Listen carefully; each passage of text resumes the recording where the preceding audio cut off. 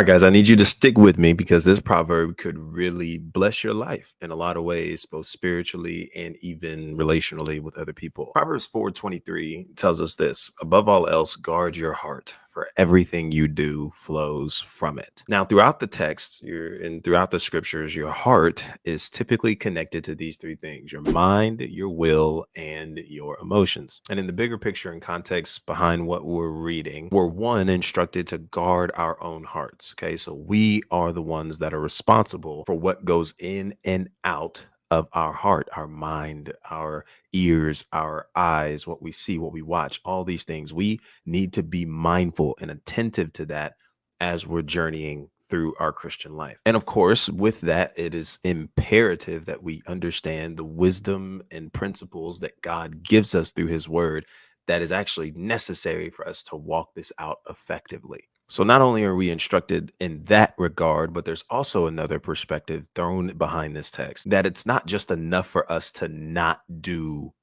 bad, because oftentimes we find ourselves just staying away from evil things. I'm not going to go to the pornography. I'm not going to go to the drinking. I'm not going to do this, that, and the third, right? And we fight so hard and fight all these urges to just not do. And as maybe beneficial as it is to some regard to not do evil, that's not enough, because ultimately what happens is we just become stagnant.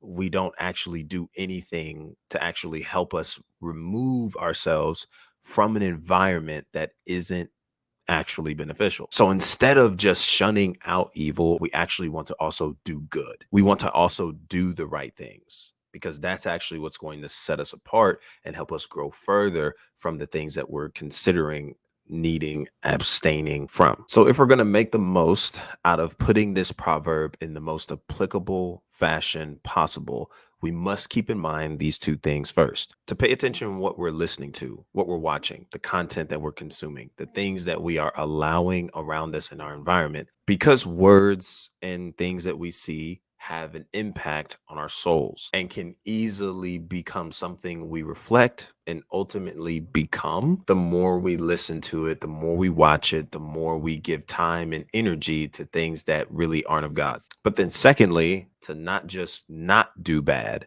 but to do good as a response. We can't just take out the bad things and not replace it with something good, beneficial, and in truth. Otherwise, we just don't actually progress.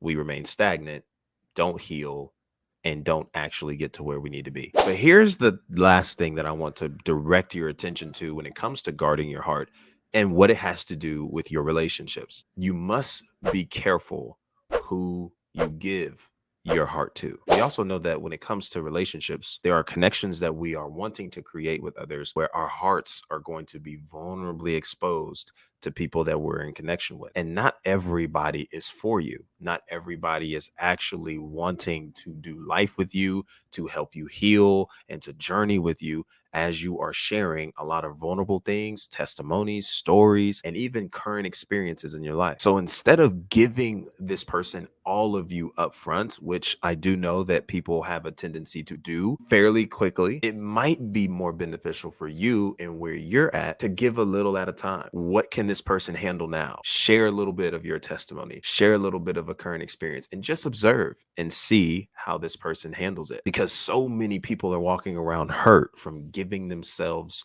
all the way too soon and too early. So a part of guarding your heart is being mindful and aware to who it is that you are sharing such information, such vulnerable things about you with. And not only knowing the capacity you have to be able to share it with that person at that moment, but also being aware of the type of person you're sharing this with to even determine if they have the capacity to receive what it is you're giving it. Because oftentimes people who respond negatively to your vulnerability ultimately reveals that they are underdeveloped to handle what you shared, and it rarely has much to do with the person who shared such vulnerability. So you want to be relevant, you want to be real, you want to be raw, you want to be truthful to everything you're sharing. You want to keep things in context, you want to keep things in some sort of relevancy in all the conversations you share. However, when the time comes, when the opportunity presents itself, to be vulnerable with somebody, to share a part of your life, your story, where you are and where you're going. What I see in this verse and what I would suggest to you is a way to guard your heart in relationships you carry is giving a little bit at a time. Observe, see how they respond, and depending on how they respond, may give you the indication to continue sharing or maybe slow down. Either way, the wisdom of God in attending to his word is what's going to give us the wisdom to know who to share these things with, fruit to look out for, to determine if there's even capacity for such to be shared, and overall just navigating through spaces of vulnerability and creating genuine relationships with others. The last thing this scripture ever says is to shut down your heart. What this scripture says is to guard it. So vulnerability is healthy. It is up to us, however, to be mindful, careful, and considerate of who we're sharing these things with, and depending on the guidance of the wisdom of God to guide us through such encounters. And I think that's a really healthy biblical boundary in the relationships you carry. So I appreciate you guys all so much tuning into this devotional. If you like this kind of content and want to hear more, subscribe, like this video, share with a friend who could listen in on a devotional like this today. I appreciate you so much. And until the next conversation, be easy and be breezy, my friend. Peace.